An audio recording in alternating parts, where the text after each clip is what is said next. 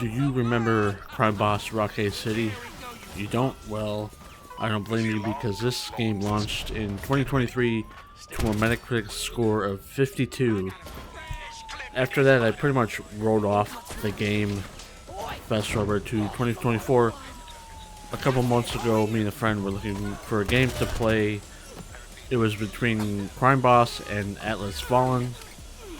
And at that time, Atlas Fallen was rumored to be coming to Xbox Game Pass, which is now evident it came true. So Crime Boss was on sale for 16 bucks. They were having the deal where all the DLC was free. So that game went out. Developer InGame Studios has been working on the game since launch with 11 updates and 2 DLCs. Is it worth playing now? Now, if you don't know what Crime Boss is, this is a 90s heist game with Hollywood actors as the characters.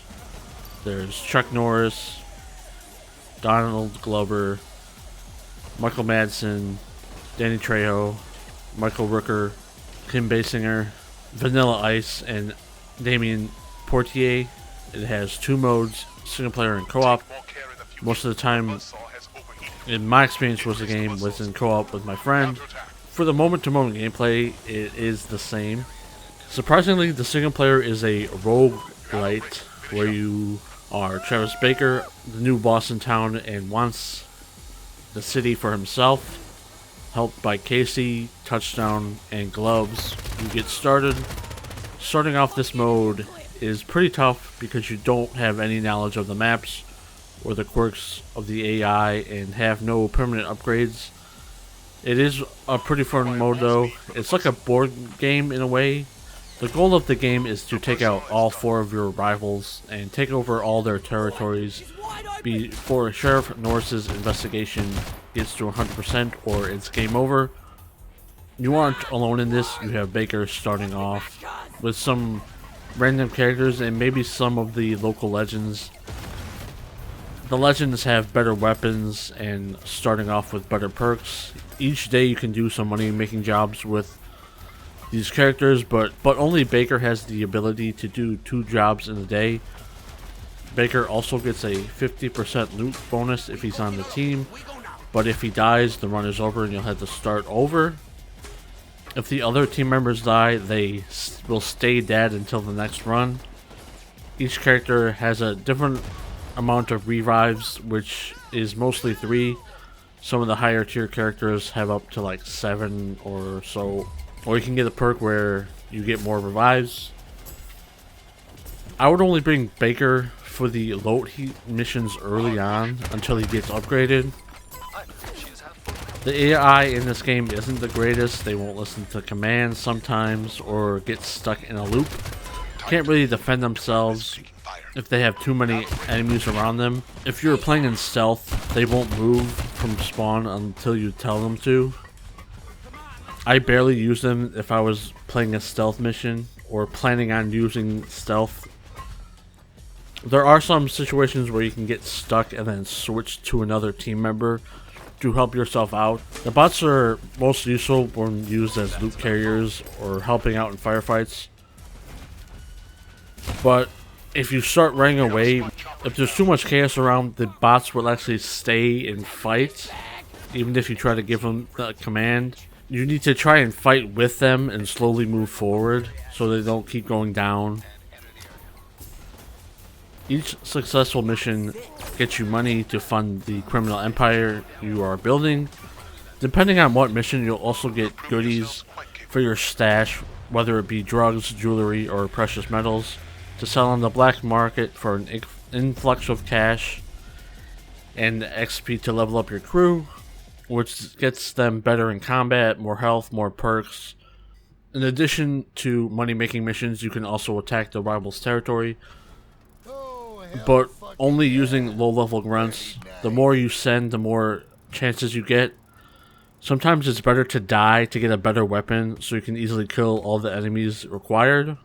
In later assaults, you'll have to face off against enemy captains. They have more health and better weapons. These aren't that bad once you level up your grunts, which can come across as a goal. You can pay it with money or drugs. It'll give a mission where you get the required amount of drugs if you don't have some in your stash already. The goals can also be stuff like impeding the investigation, strong arming a rifle for some money, and then getting like a truce for a couple days, or progress for a bigger heist. These require a bunch of money and planning. You'll have to scope out some areas, pay people to place things in the right areas, or there's some optional ones that'll make your life easier. These are pretty annoying in single player, coming from somebody that's playing co-op a while because of the bad AI. If you don't clear out a path of danger for the bots, they'll get stun locked. So the best bet is try to be as stealth as much as you can.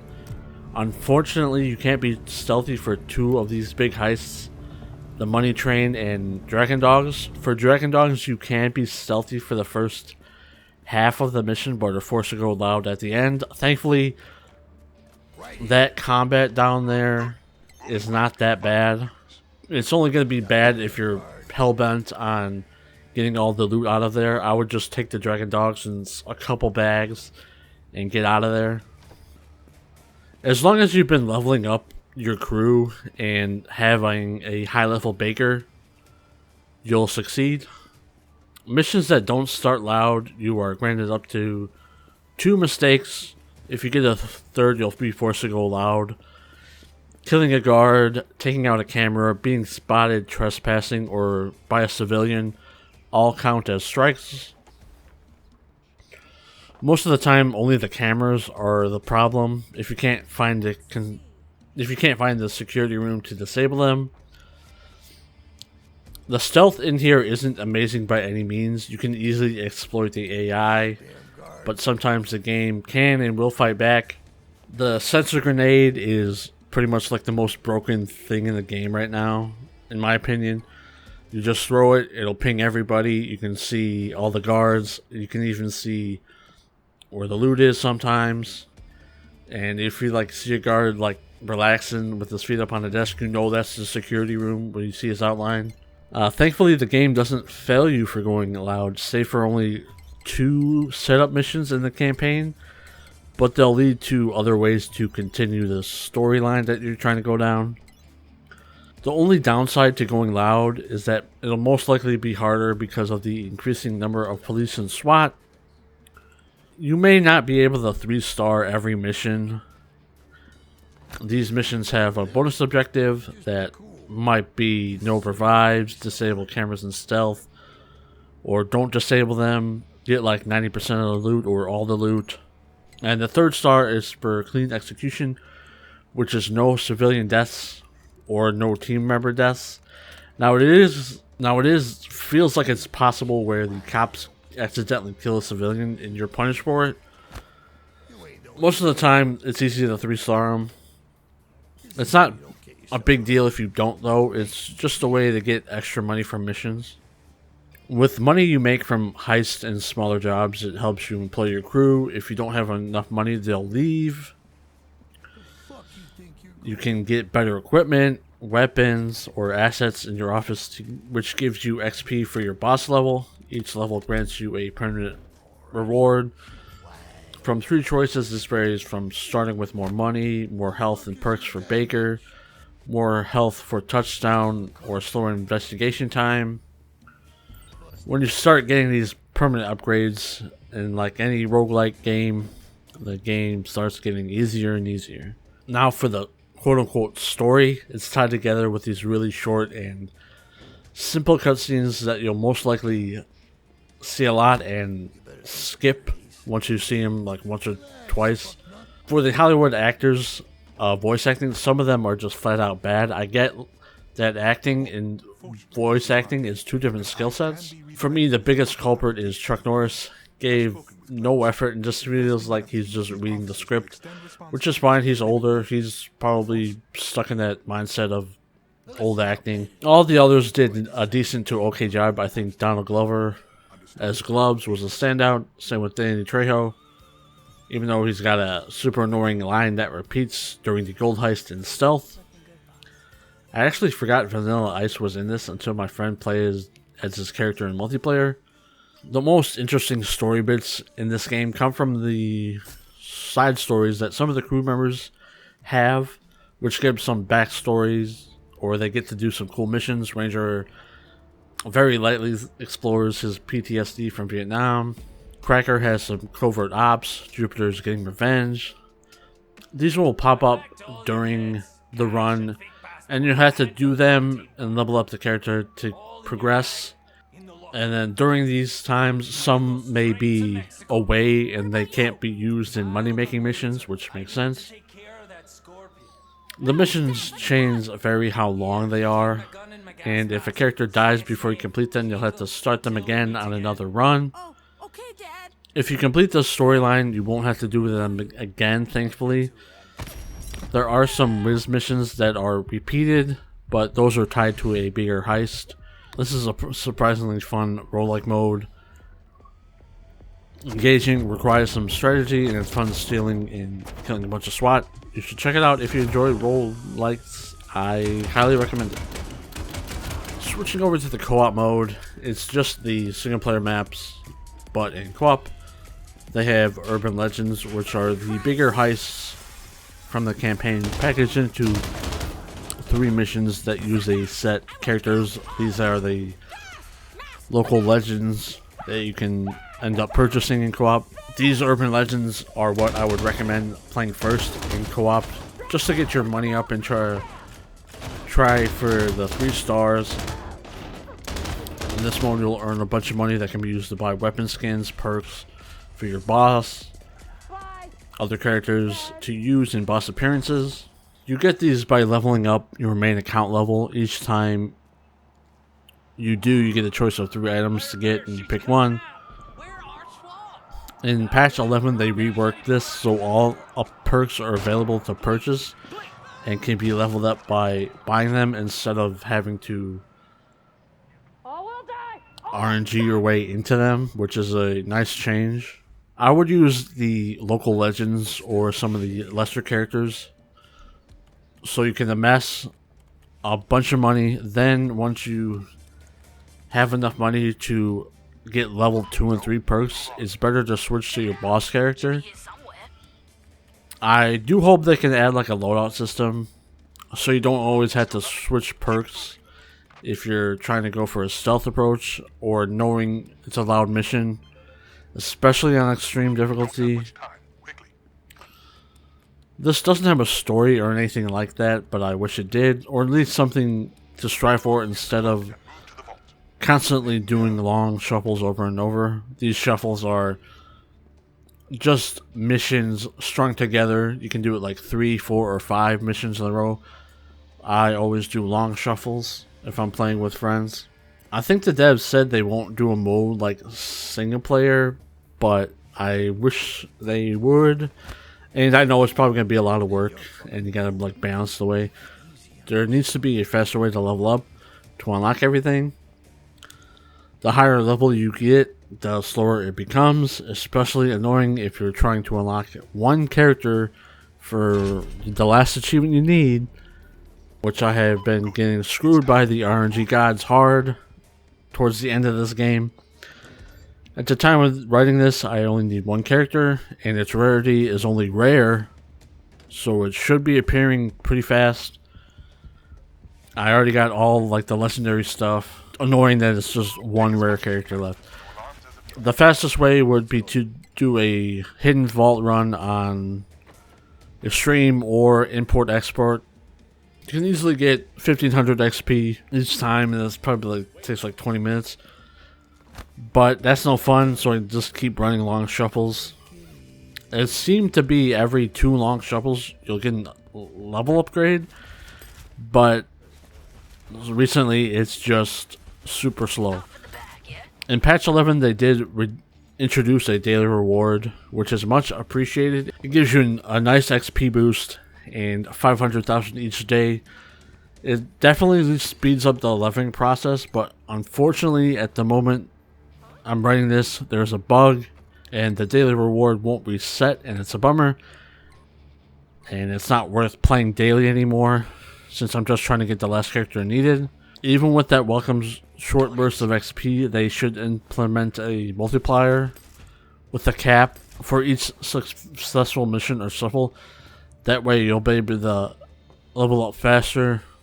To counteract this, they can make the game a little bit harder or have the high heat system. I don't know if they actually have that in there right now, but it does feel like that. Some missions like get super hard out of nowhere. You're like doing fine, and then it just all goes downhill. If you have friends to play with, this is a great mode to chill out, talk, and mess around. We still blame each other for mistakes that we did or didn't do. Finding out the best ways to do these missions in stealth is pretty fun too. You think it might get repetitive sometimes, and for bigger heists it does, but for smaller jobs they have different maps with slight variations. Some are tougher than others.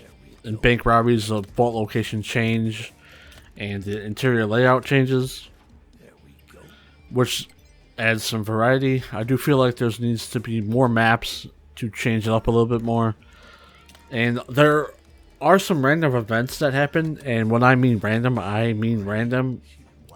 Over the course of my playtime, it only happened 4 or 5 times the whole time I played, whether it be in co-op or single player. These events can be ambushes from rival gangs, or cops heading into a coffee shop, or a cop ambush in an armored truck, which leads to intense moments. This game has its bugs too. Flying cars, not being able to subdue anyone until I take out my weapon out again and then put it back. I was also not being able to use ladders, which completely breaks the gold heist if you're doing it in stealth. I also got into the security room, turned off my camera, and I couldn't leave the camera viewpoint. But props to InGame Studios, because they did fix some of these issues I was having. And there's an update to the daily reward. As of 9/19, they actually fixed it, so it's back to normal again. I'm playing daily now, just doing one mission, just trying to level up. So props for them. I know they were like talking about, oh, should we just save it for patch 12 or just do like a hotfix? Thankfully, they did the hotfix, which is the right thing. Even though you had to download a bigger patch, but it's welcomed that they did that. I'm a big achievement hunter, so naturally I got all of them bar one of writing this. Crime Boss has 45 achievements, 37 for the base game, and each of the DLCs has 4.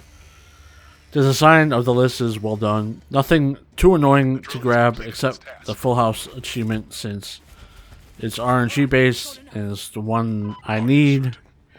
You need to 3-star all the urban legends, do some big heists in stealth, which isn't a problem once you learn the game and the map layout. Doing all the side stories in the campaign, getting upgrades, and making $10 million in co-op. It's a fun game to hunt the achievements in, and the game itself is actually fun to play. Even if you don't have friends to play with, you can also play with bots. You can get all the co-op achievements. In my experience, it'll probably just take longer. If they do add more DLC, which the game menu implies, they'll most likely add 4 more achievements. Hopefully I can get my last achievements soon after I upload this video. I know InGame Studios were planning on patch 12. They also do a bunch of community Q&A streams. Big props to 505 Games and InGame Studios for sticking with this game. I know it's probably hard to work on a game that wasn't received well at launch, but you kept making it better and better. And I hope they can continue add to this game and it finds success for them. If you and some friends are looking for something to play, just goof off in, look into Crime Boss Rockay City. Look past the low Metacritic score because it's outdated now, and give it a shot. If you like this video, like, comment, subscribe, and comment down below if you want to play this game. I really enjoy my time with it, and I'll see you in the next video.